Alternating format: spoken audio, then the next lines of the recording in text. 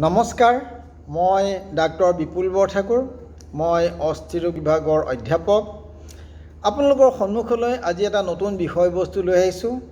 এই বিষয়বস্তুটো হৈছে অস্থিভংগত ল'ব লগা প্ৰাথমিক চিকিৎসা।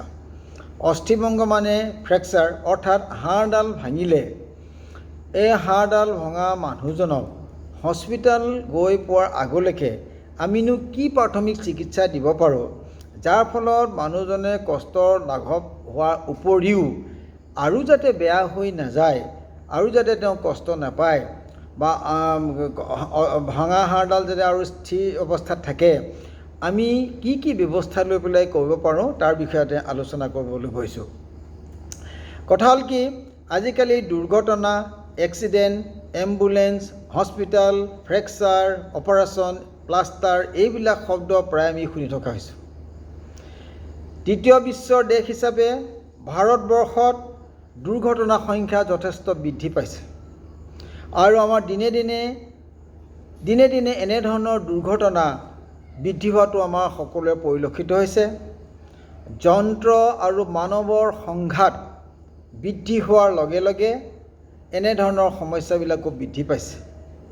দিনে বৃদ্ধি হোৱা দুৰ্ঘটনাবিলাক ৰোধ কৰিবৰ কাৰণে নিজৰ ব্যৱস্থা দিবৰ কাৰণে চৰকাৰীভাৱে হওক, বিভিন্ন বাতৰি কাকতৰ যোগেদিয়ে হওক বা ইলেক্ট্ৰনিক মাধ্যমৰ যোগেদি হওক ৰাইজক এইটো অৱগত কৰা হয়। হেলমেট পৰিধান কৰা, নিয়ম ট্ৰেফিক ৰুল মানি চলা, এয়া হ'ল আমাৰ প্ৰিভেনশ্যনৰ কাৰণে, বাধাৰ কাৰণে উপায়। কিন্তু আমি বহু সময়ত এইটো অৱহেলিত কৰোঁ, এইটো সত্য কথা। আমি এইবিলাক মানি নচলোঁ, তাৰ ফলস্বৰূপতে এনেধৰণৰ সংঘাতৰ বা দুৰ্ঘটনাৰ সংখ্যাও বৃদ্ধি পাইছে।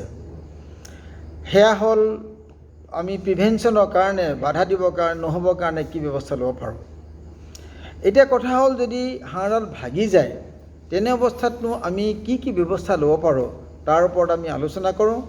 এইটো কথা ঠিক, যেতিয়া দুৰ্ঘটনাত পতিত হয় কোনোবা এজন, তেতিয়া কি হয় যে এই সাধাৰণতে দেখা যায় যে ডেকা ল'ৰা ছোৱালীবিলাকৰ মাজত এই দুৰ্ঘটনাৰ সংখ্যাটো বেছি। 20-25ৰ পৰা 40ৰ দেওনা এই সময়ত আমি দুৰ্ঘটনাৰ সংখ্যাটো বেছি দেখিবলৈ পাইছোঁ আৰু মটৰচাইকেলজনিত দুৰ্ঘটনাৰ সংখ্যাও যথেষ্ট বৃদ্ধি। আৰু আজিকালি যিহেতু মটৰচাইকেলৰ স্পীডটো বেছি, গতিটো বেছি হোৱাৰ কাৰণে এই সংঘৰ্ষটো বেছি হয়। তাৰ ফলত আগৰ দিনত আমি যেনেকুৱা ধৰণৰ ফ্ৰেকচাৰ পাইছিলোঁ, আজিকালি ফ্ৰেকচাৰ এটা নহয়, কেতিয়াবা দুডাল বা ততোধিক, তাৰ উপৰিও কেতিয়াবা মূৰতো দুখ পোৱা, বুকুতো দুখ পোৱা, এনেধৰণৰ সংখ্যাবিলাক বৃদ্ধি পাইছে। অৰ্থাৎ অকল হাড়ে ভঙা নহয়, যিহেতু এই সংঘাত বেছি দূৰত হয় আৰু দ্ৰুতগতিত যোৱাৰ কাৰণে সংঘাত বেছি হয় আৰু যিহেতু বল তাত বেছিকৈ উপলব্ধ হয়, তাৰ ফলস্বৰূপতে কেৱল হাড় ভঙাই নহয়, অন্যান্য অংগবিলাকতো যথেষ্ট দুখ পোৱা লোকৰ সংখ্যা যথেষ্ট বৃদ্ধি পাইছে। আগৰ দিনত আমি কেতিয়াবা হাড়ডাল ভাঙিলে যিটো ডাঙৰ কিবা এটা পোৱা বুলি ভাবোঁ, ডাঙৰ ফ্ৰেকচাৰ হ'ল। কিন্তু এতিয়া নহয়, এতিয়া এডাল হাড়ৰ লগত দুডাল হাড়, কেতিয়াবা 4ডাল 5ডাল, কেতিয়াবা বুকু কামি হাড়, কেতিয়াবা মূৰত দুখ পোৱা, কেতিয়াবা বুকু পেটত দুখ পোৱা, এনেধৰণৰ সংখ্যা যথেষ্ট বৃদ্ধি পাইছে। বাৰু যি কি নহওক, সেইখিনি আমি গোটেইখিনি কথা আজি সামৰি নলওঁ। এইটো কথা ঠিক যে দুৰ্ঘটনাত পতিত হ'লে অকল ভঙা হাড়ডালতে গুৰুত্ব দিলে নহ'ব, কাৰণ মানুহজনে শ্বাস প্ৰশ্বাস লৈছে নে নাই, উশাহ নিশাহ লৈ চলি আছে নে নাই, সেইটো বহুত দৰকাৰী কথা। আৰু তেওঁ যদি উশাহ নিশাহ ল'বলৈ দিগদাৰী পাইছে, উশাহ নিশাহ ল'ব পৰা নাই, তেওঁ যদি শ্বাস প্ৰশ্বাস বন্ধ হৈ যাব বিচাৰিছে, তেতিয়াহ'লে সেইটো আমি প্ৰাথমিক চিকিৎসাৰ প্ৰধান হাড় ভঙাটো পিছত। সেইকাৰণে আমাৰ ভাষাত কওঁ প্ৰথমতে যে save the life then save the limb. গতিকে পোনপ্ৰথমতে তেওঁ জীৱন ৰক্ষা কৰা, তাৰপিছতে তেওঁ ভৰি বা হাতৰ কথা চিন্তা কৰা। আমি প্ৰথমখিনি কথা আজি নাপাতোঁ। আজি আমি প্ৰধানকৈ হাড়ডাল ভাঙিলে আমিনো কি ব্যৱস্থা ল'ব পাৰোঁ প্ৰাথমিক, সেইটোৰ ওপৰতে আমি আলোচনা কৰিবলৈ গৈছোঁ। এতিয়া আমাৰ ভাষাত প্ৰধানকৈ হাড়ৰ বহুত ধৰণৰ ক্লাছিফিকেশ্যন বা শ্ৰেণীভাগ আছে, আমি সেইবিলাক কথা নাপাতোঁ। কিন্তু আমাৰ দৰকাৰী কথা হ'ল যে হাড়ডাল দুই প্ৰকাৰ ধৰণৰ ভাঙিব পাৰে। এটা প্ৰকাৰত হ'ল যে হাড়ডাল ভাগিলে, এইটো আমি এটা উদাহৰণ হিচাপে চেম্পুল লৈ আহিছোঁ। এতিয়া হাড়ডাল ভঙাৰ লগে লগে বহু সময় পেচেণ্ট বা ৰোগীজনে বা মানুহজনে নিজে কয় যে মোৰ হাড়ডাল ভাগিল বা তেওঁ উঠিব পৰা নাই, দুৰ্ঘটনা পতিত হোৱাৰ পিছত তেওঁ থিয় হ'ব নোৱাৰিলে আৰু তেওঁ দেখিছে যে ভৰিটো বা হাতটো বেকা ফালে বেলেগ দিশত গুচি গৈছে।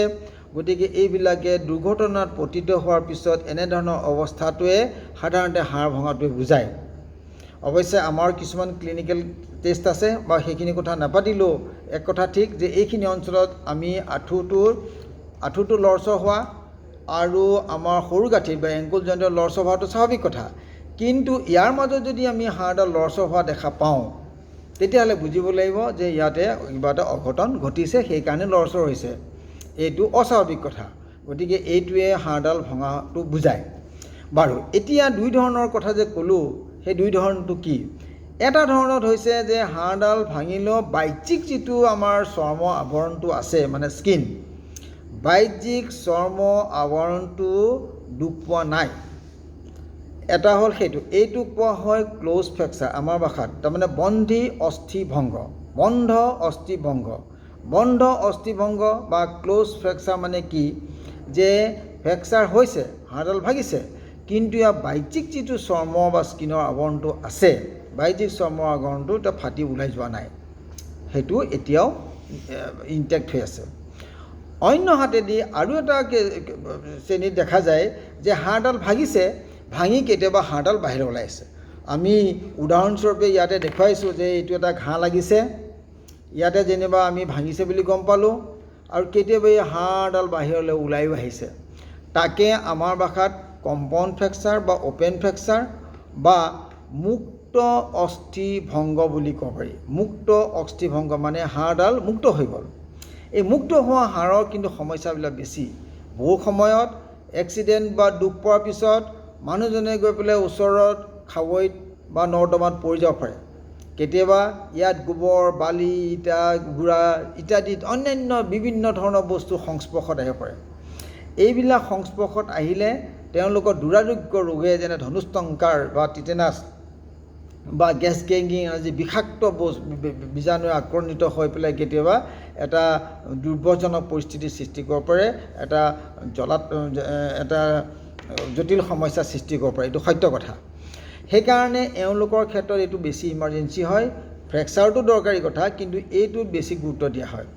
এতিয়া আমি এই দুই ধৰণৰ ফ্ৰেকচাৰ বা অস্থিভংগত কেনেধৰণৰ আমি পদ্ধতি অৱলম্বন কৰিব পাৰোঁ প্ৰাথমিক চিকিৎসা হিচাপে এই কথা পাতিম।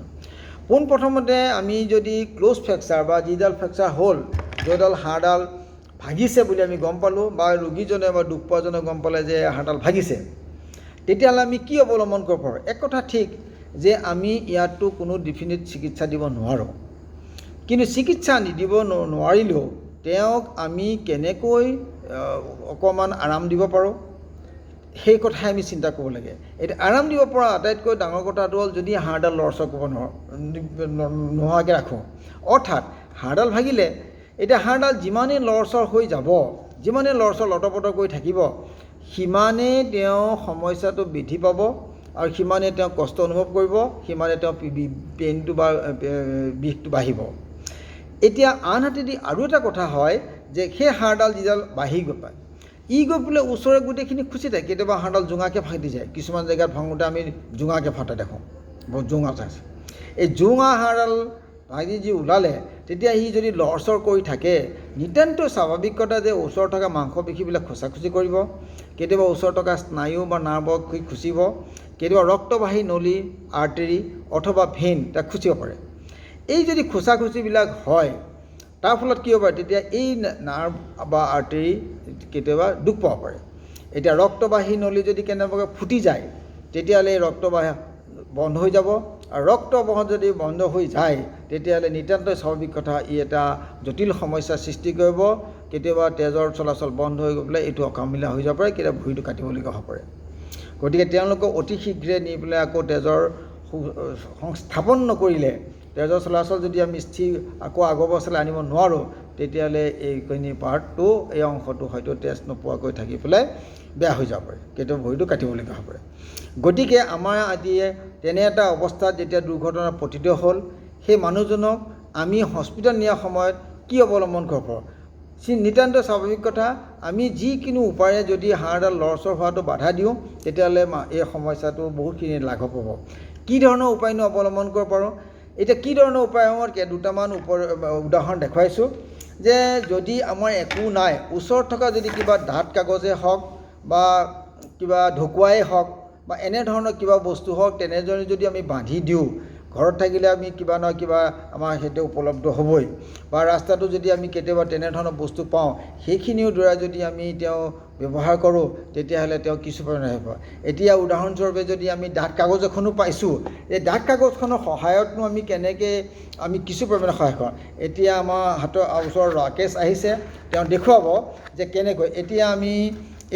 এতিয়া আমি যদি ৰোল বেণ্ডেজ নাই, এই নিতান্ত স্বাভাৱিক কথা, এনেকুৱা ধৰণৰ ৰোল বেণ্ডেজটো পোৱাটো সহজলভ্য নহয়।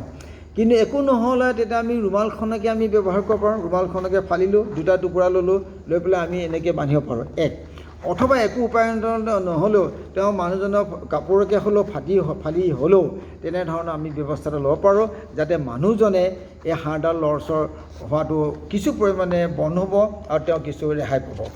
এটা হ'ল উপায় এইটো। আনহাতে সেইখিনি নহ'লেও কেতিয়াবা আমি দুডাল কামি সহায় ল'ব পাৰোঁ। আমি কামি সাধাৰণতে ঘৰতো পোৱা যায়, একো নহ'লে কেতিয়াবা স্কেল পোৱা যায়, বা তেনেধৰণৰ আমি জেওৰাৰ টুকুৰা এটাকে ভঙাহে হওক সেইবিলাকো ব্যৱহাৰ কৰোঁ। আমি দুফালে দুডাল যদি কামি দিলোঁ, আমি অৱশ্যে দুফালে দুডাল কামি দিয়াৰ আগতে যদি পাৰোঁ আমি ইয়াত কাপোৰৰ এটা আৱৰণ দিলে ভাল, মানে ফটা কাপোৰে হওক বা পুৰণা ধুতিয়ে হওক বা চাদৰে হওক দি ল'লোঁ, তাৰ ওপৰত যদি কামি দিলোঁ তেতিয়াহ'লে তেওঁ কষ্টটো কম। কাৰণ কামিডালে যদি জোৰকৈ বান্ধি দিয়া হয় কেতিয়াবা এই কামিডালে বহুত কষ্ট দিব পাৰে। গতিকে আমি তেনেকৈ কোমল আৱৰণ দিলোঁ। কেতিয়াবা আমাৰ ক্ষেত্ৰত আমি কপাহ বা এনেধৰণৰ গছ পিজু দি পেলাই সহায় ল'ব পাৰোঁ। এতিয়া এইখিনিতো পোৱাটো অস্বাভাৱিক কথা, গতিকে আমি পুৰণা কাপোৰ এখনকে ব্যৱহাৰ কৰোঁ। এতিয়া কামি এডাল যদি আমি ভিতৰৰ ফালে দিলোঁ, আন এডাল কামি যদি আমি বাহিৰ ফালে ব্যৱহাৰ কৰিলোঁ, আৰু এই দুজনক যদি আমি জপতিয়াই যদি আমি বান্ধি দিওঁ তেতিয়াহ'লেও এই হাড়ডাল বহু সময় স্থিৰ হৈ থাকিব, আৰু স্থিৰ হৈ থাকিলে মানুহজনৰ কষ্টটো কম পাব, আৰু যেতিয়া আমি এম্বুলেঞ্চ বা গাড়ীত তেওঁ উঠাই লৈ যাওঁ তেতিয়াহ'লে তেওঁ নিতান্তই কষ্টটো কম পাব। এতিয়া মুক্ত হৈ থাকিলে তেতিয়াহ'লে সমস্যাটো বাঢ়িব। এতিয়া আৰু এটা কথা কওঁ, সেইটো হ'ল আমাৰ যদি ভাঙিছে তেনেধৰণৰ কথা। এতিয়া কথা হ'ল কি, যদি সেইটো হ'ল আমাৰ ক্ল'জ ফ্ৰেকচাৰ বা বন্ধি অস্থিভংগত আমি ল'ব লগা ব্যৱস্থা। এতিয়া আন এটা কথা হ'ল যে যদি মুক্ত অস্থিভংগ হয় তেতিয়াহ'লে আমি কি কৰিব লাগিব। মুক্ত অস্থিভংগ হ'লে ৰক্তক্ষৰণ হ'বই, ব্লিডিং হ'বই। এতিয়া ৰক্তক্ষৰণ আমি কি কৰিব পাৰোঁ, ৰক্তক্ষৰণ বন্ধকৰণ আমি কৰিব লাগে। এতিয়া আমি তেজটো গৈ থাকিলে নিতান্ত স্বাভাৱিক কথা, তেজটো নোযোৱাটোৱে ভাল, আমি ৰক্ষা কৰাটো আমাৰ দৰকাৰ। এতিয়া আমি তেজটো বন্ধ কৰা উপায় কি? আমাৰ গাঁৱত কিছুমান আগতে আমি সৰুকালতো দেখিছিলোঁ যে আমাৰ তেনেকৈ যদি ক'ৰবাত ঘাঁহ চাহ লাগে, কেতিয়াবা আমি গোবৰ, মাটি, গছৰ পাত যি পাৰোঁ আমি তাকে লগাই দিছিলোঁ। এইটো আমাৰ ভুল ধাৰণা। এনেধৰণৰ বস্তু যদি আমি তাত লগাই দিওঁ, গোবৰ লগাই দিয়া, মাটি লগাই দিয়া, যিকোনো গছৰ পাত লগাই দিয়া, এইটো অভ্যাস কেতিয়াও কৰিবলৈ নালাগে। এনে কৰিলে অন্যান্য দুৰাৰোগ্য বেমাৰেও তাত লগ দিয়া সম্ভাৱনাটো বহুত বেছি। গতিকে ৰক্তক্ষৰণ বন্ধকৰণ কৰিবৰ কাৰণে আমি এনেধৰণৰ উপায় অৱলম্বন কৰাটো নিতান্তই আৱশ্যক নহয়, নিতান্ত কৰাটো বাঞ্ছনীয় নহয়। 1 নম্বৰ কথা। 2 নম্বৰ কথাটো যে বহু সময়ত মানুহৰ এটা ধাৰণা হৈছে যে যদি ইয়াতে ৰক্তক্ষৰণ হৈছে, হাড়ডাল ফাটি ওলাই গ'ল, তেনে অৱস্থাত কি কৰে, ওপৰলৈ এইখিনি যেনিবা আমাৰ ঠাইটো আছে, আমাৰ উৰুখন, এইখিনি আঁঠু আৰু এইখিনি উৰু, ইয়াতে টাইটকৈ বান্ধি দিয়ে। ঠিক কথা, তেনে স্বাভাৱিক কথা। যদি আমি টাইটকৈ কিবা কাপোৰ দিয়ে হওক বা কিবা তেনেধৰণৰ দীঘল ৰছীয়ে দিয়ে হওক, আমি যদি টাইটকৈ ইয়াত বান্ধি দিওঁ এইখিনি অঞ্চলত, নিতান্ত স্বাভাৱিক কথা যে এইফালে ৰক্তক্ষৰণ বন্ধ হ'ব। আমি এইটো ভাষাত টৰ্নিকেট লগোৱা বুলি ক'লোঁ। কিন্তু যদি এই টৰ্নিকেটটো আমি বহুত সময় ধৰি লগাই থওঁ তেতিয়াহ'লে কি হ'ব, গোটেই ভৰিটোৰে তেজৰ চলাচলটো বন্ধ হৈ গ'ল, ৰক্তক্ষৰণটো বন্ধ হ'ল, কিন্তু মানুহৰ গোটেই ভৰিটো তেজৰ চলাচল বন্ধ হ'ল। যদি বহু সময় ধৰি এনেধৰণৰ ৰক্ত চলনা বন্ধ হৈ থাকে তেন্তে গোটেই ভৰিটোৱে অকামিলা হৈ যাব পাৰে, ভৰিটোৱে বেয়া হৈ যাব পাৰে। তেতিয়া ইয়াৰ ফ্ৰেকচাৰটো বাদেই দিয়ক, তেতিয়া উপায়ন্তৰ হৈ ভৰিটো ইয়াতো হয়তো কাটিবলগীয়া হ'ব পাৰে। গতিকে এনেধৰণৰ টৰ্নিকেট বান্ধাটো বা এনেধৰণৰ টানকৈ বান্ধি ৰক্তক্ষৰণ বন্ধকৰণ কৰা পদ্ধতিটো কেতিয়াও কৰিব নালাগে আৰু এইটো কৰাটো বাঞ্ছনীয় নহয়। তেতিয়াহ'লে আমি কি কৰিব লাগে? এতিয়া যদি আমাৰ এই জেগাটো যথেষ্ট মাটি বালি পৰি আছে, বহুত লেতেৰা হৈ আছে, স্বাভাৱিক কথা যে এইখিনি যদি আমি সুদা পানীৰে ধুই দিওঁ, চাফা কৰি দিওঁ, তাৰ পৰা একো বেয়া নহয়। তাৰমানে লেতেৰা বস্তুবিলাক চাফা যদি কৰিব পাৰোঁ ভাল। তাৰ লেতেৰাই চেতেৰাই যদি সোমাই যায় তেতিয়াহ'লে ই ভিতৰলৈ গৈ পেলাই আৰু বহুত বেয়া কাম কৰিব পাৰে। গতিকে যিমান পাৰোঁ বস্তুখিনি চাফা কৰাটো ভাল। 1 নম্বৰ কথা, যদি আমাৰ ঘৰত বিটাডিন বা তেনেধৰণৰ ডেটল থাকে তেতিয়া আমি ব্যৱহাৰ কৰিব পাৰিলোঁ, নহ'লেও লেতেৰা থাকিলে আমি সেইখিনি গৰম পানী লৈ পেলাই চাফা কৰি দিব পাৰোঁ 1 নম্বৰতে। 2 নম্বৰ, যদি লেতেৰা নহয় চাফা থাকে, অকল ৰক্তক্ষৰণ হৈছে, তেতিয়া আমি বন্ধ কৰিবৰ কাৰণে কি ব্যৱস্থা? পৰিষ্কাৰ কাপোৰ এখন দি পেলাই সেইটো হেঁচা মাৰি ধৰিব লাগে। আমি সাধাৰণতে একো উপায় নহ'লে নিজৰ ৰুমালখনকে হওক বা তেনেধৰণৰ পৰিষ্কাৰ কাপোৰ এখন দি হেঁচা মাৰি ল'লোঁ। এতিয়া আমি উদাহৰণস্বৰূপে আমি ইয়াতে এতিয়া আমি এইটো এটা বন্ধ কৰিলোঁ। কিন্তু এটা কথা ঠিক যে এই ৰক্ত যিটো ওলাইছে মানুহজনৰ, যিজনে এই বস্তুটো আকৌ তেজটো বন্ধ কৰিবলৈ বিচাৰে, তেওঁৰ হাতটোৰ লগত যাতে ৰক্তৰ যাতে সম্পৰ্ক নহয়, এইটো এটা বিচাৰ্য বিষয়। আমিতো নাজানো, এই দুৰ্ঘটনাৰ প্ৰতিজনৰ হয়তো অন্যান্য বেমাৰো থাকিব পাৰে, আৰু যদি ইয়াতে মানুহজনৰ কিবা ঘাঁ চাহ লাগিছে তেতিয়াহ'লে এই ৰক্ত তেওঁৰ ঘৰত সম্পৰ্কত আহিব পাৰে। গতিকে স্বাভাৱিক কথা যে আমি উপায়ন্তৰ নহ'লে গছৰ পাত বা কিবা এটা আৱৰণ বা প্লাষ্টিক এখন দিও এইটো হেঁচা মাৰি দিব পাৰোঁ, কিন্তু ডাইৰেক্টলি নিজৰ হাতলৈ এই ৰক্তৰ লগত সম্পৰ্ক নোহোৱাটো বাঞ্ছনীয়। এতিয়া সেই জেগাটোত আমি যেনিবা আমাৰ গছ লগালোঁ অথবা পৰিষ্কাৰ কাপোৰ এখন দি আমি ধৰিলোঁ, বা একো উপায়ন্তৰ নাথাকিলে তেতিয়াহ'লে আমি ৰুমাল এখনকে লগালোঁ, বা একো উপায়ন্তৰ নালাগে মানুহজনৰ কাপোৰকে হ'লেও ফালি হ'লেও ইয়াত লগাই পেলাই আমি এইখিনি বান্ধিলোঁ।